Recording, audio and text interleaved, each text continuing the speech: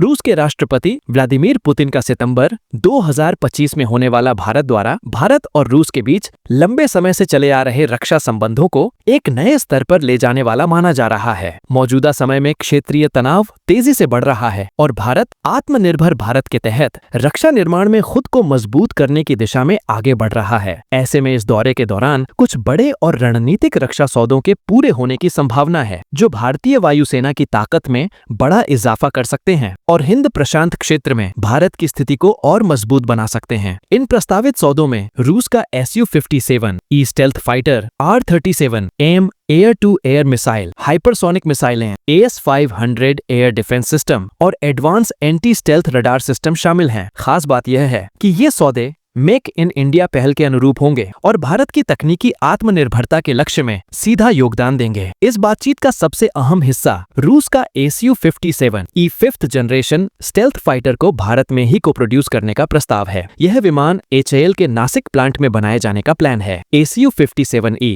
रूस के सबसे एडवांस स्टेल्थ जेट का एक्सपोर्ट वर्जन है, जिसमें low radar cross section, super cruise क्षमता और थ्रस्ट वेक्टरिंग इंजन जैसी खूबियां हैं, जो इसे हवा में बेहद फुर्तीला और दुश्मन की नजर से ओझल बनाती हैं। अमेरिका के F-35 जैसे विमानों के विपरीत रूस का यह प्रस्ताव भारत को फुल सोर्स कोड एक्सेस के साथ मिलेगा, जिससे भारत अपने स्वदेशी हथियार और सिस्टम जैसे Astra air to air missile, Rudram anti radiation missile और विरूपाक्ष AESA रडार को इसमें इंटीग्रेट कर सकेगा। इस डील के तहत 50 से 60 Su-57E विमानों का स्थानीय उत्पादन कर 3 ऑपरेशनल स्क्वाड्रन तैयार करने का प्रस्ताव है। फिलहाल वायुसेना के पास सिर्फ 31 स्क्वाड्रन हैं, जबकि जरूरत 42 की है। भारत का स्वदेशी एडवांस्ड मीडियम कॉम्बैट एयरक्राफ्ट कम से कम मध्य 2030 के दशक से पहले सेवा में नहीं आएगा, इसलिए Su-57E इस बीच की कमी को पूरा कर सकता है और चीन के J-20 तथा पाकिस्तान के संभावित J-35A स्टेल्थ फाइटर का जवाब बन सकता है। चूंकि Su-57E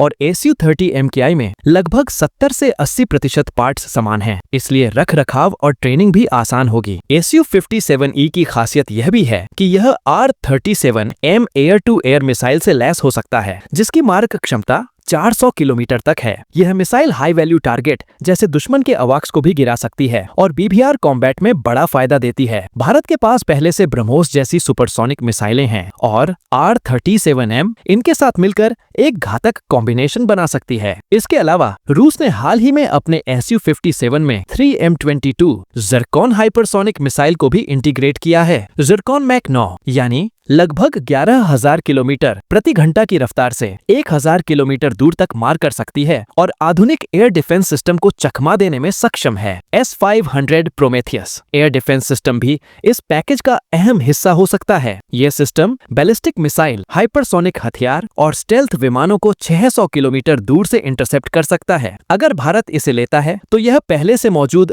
S-400 सिस्टम के साथ मिलकर एक multi layer air defence network बना देगा। इससे चीन के बढ़ते मिसाइल भंडार और पाकिस्तान की विकसित होती एयर पावर को रोकने में मदद मिलेगी। रूस का offer advance anti stealth radar system भी शामिल कर सकता है। ये मल्टी बैंड और L बैंड तकनीक पर आधारित हैं, जो लो ऑब्जर्वेबल एयरक्राफ्ट जैसे चीन के J-20 और J-35 को पकड़ने में सक्षम हैं। इन्हें S-500 के साथ जोड़ा जा सकता है या अलग से भी इस्तेमाल किया जा सकता है। इससे भारत की उत्तरी और पश्चिमी सीमाओं पर एयर डिफेंस नेटवर्क और मजबूत होगा। हालांकि इन सौदों के रास्ते में चुनौतियां भी हैं, खासकर तब जब रूस पर पहले से पश्चिमी देशों के आर्थिक प्रतिबंध हैं। भुगतान का तरीका और अंतरराष्ट्रीय दबाव भी एक बड़ी समस्या है। अगर यह डील पूरी होती है तो यह भारत के लिए न सिर्फ एक बड़ी सैन्य उपलब्धि होगी, बल्कि रक्षा उत्पादन में आत्मनिर्भर बनने की दिशा में भी एक बड़ा कदम साबित होगी।